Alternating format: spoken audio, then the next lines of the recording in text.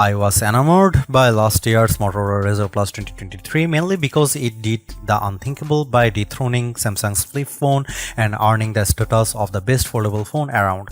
With the Razr Plus 2024, Motorola takes everything I loved about last year's model and makes it better with all the iterative improvements to make this phone a solid contender if you are looking for a great foldable flip phone. Can you believe it's been 20 years since the original Razr release? While the Razr Plus 2024 pays homage to the iconic flip phone, the new release enjoys a prime opportunity to get a head start to win over consumers before the competition comes around. Samsung's new Galaxy Z Flip 6 is knocking at the door, so it's imperative for Moto to make an impression now. This year's Razr Plus is a worthy upgrade on paper that packs a larger external screen, bigger battery, faster processor, and a new telephoto camera to get you closer than ever before. However, keep in mind that several key AI features are coming later. In my Motorola Razr Plus 2024 review, I'll tell you how much of a bigger upgrade it is over its predecessor and whether or not this new Razr has enough substance to convince you to choose this $999 device over other traditional slates. And for viewers outside the US, be aware that the Motorola Razr Plus 2024 is known as the Motorola Razr 50 Ultra in the UK and Australia. Side by side, it's almost hard to tell the differences Motorola has done with the design of the Razr Plus 2024, but the improvements are noteworthy. Style is yet again the foundation of the Razr's identity, allowing it to stand apart from every other phone you see in the real world. I really love how gentle the Razr Plus feels thanks to its contoured edges, the grippy feel of its soft vegan leather, and all of the striking colors it's available in. Not only are the aesthetic eye-catching, but it's still incredibly lightweight at 6.66 ounces and with a razor-thin profile of 0.27 inches thin when opened. Motorola also improves the Razr Plus durability not only with a better IPX8 rating and Gorilla Glass Victus protecting the outer screen, but I notice it in how it opens. That's because the new Razr Plus is much more snappy with its folding mechanism, giving it that satisfying snap when I close it and open it, much like the feeling of the original Razr from way back when. This is due to the hinge being 30% smaller, which interestingly enough also minimizes the crease along the middle of the display. It is still noticeable at certain angles, but it's nowhere as prominent as the crease across the Galaxy Z Flip 5 screen. Best of all, the Motorola Razr Plus is available in more colors than ever before, with a total of 4 colorful options. They include midnight blue, spring green, peach fuzz, and hot pink. These options remind me of the time when Motorola released a slew of vibrant colors with the Razr V3 during the mid-2000s. Motorola definitely made an impression on me with the Razr's outer screen last year. What made it special was that it finally brought a sizable display that unlocked new utility I haven't seen in other flip-style foldables before. Rightfully so, the Razr Plus 2024 gets an even larger 4-inch POLED outer display that more importantly now offers an always-on display. You can even customize the screen to mimic the iPhone's standby mode with different images and backgrounds when the Razr's set to a tent position. While it's lighter on the customizations, it's the small improvements like this that help to differentiate the Razr Plus.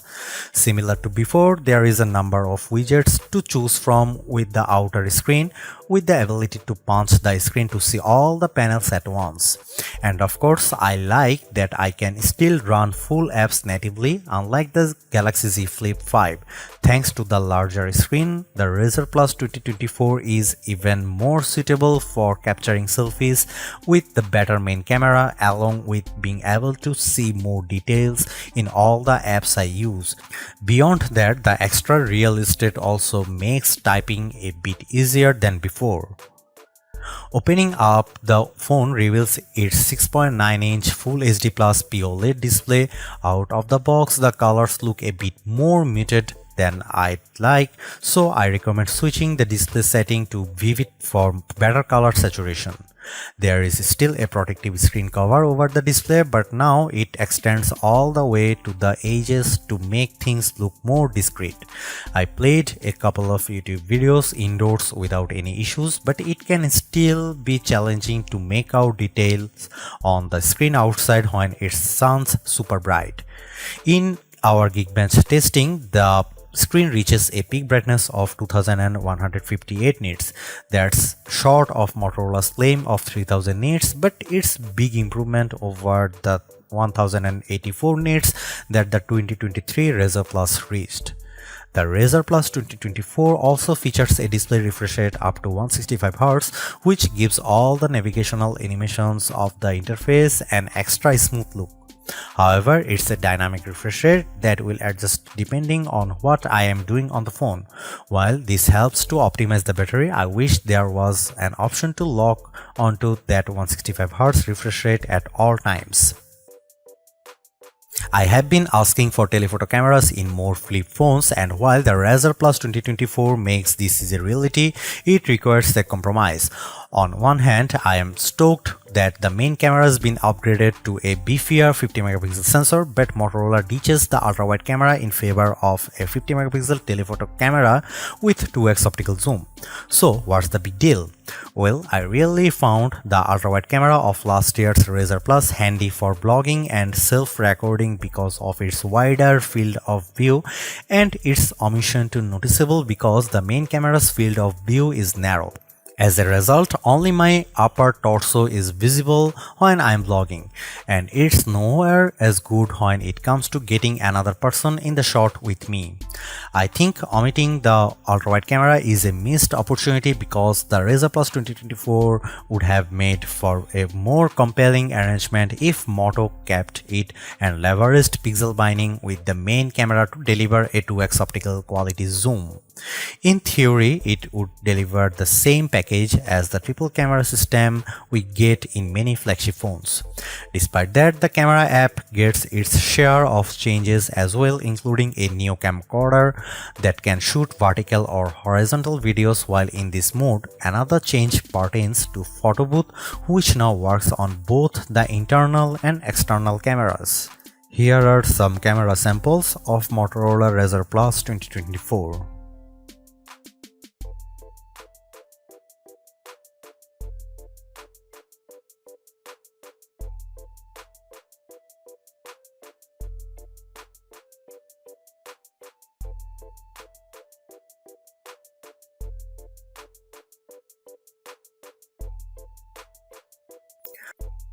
Even though I wish the phone was launching with its suite of Moto AI features, I still think that the Motorola Razr Plus 2024 is in a good position because of all the iterative improvements found throughout.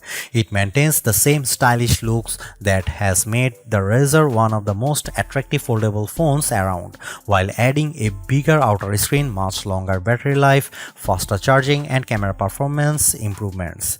What I like even more is the fact that the Razr Plus price remains unchanged at $999, which should give Samsung and everyone else something to worry about. The only disappointment I have is Motorola choosing to ditch the ultra-wide camera in favor of a dedicated telephoto lens, more so when the main camera's full resolution snapshots rival the quality of the optical zoom lens. Apart from that, the Razr Plus 2024 is a delightful flip foldable that's worth a look without much compromise in its package.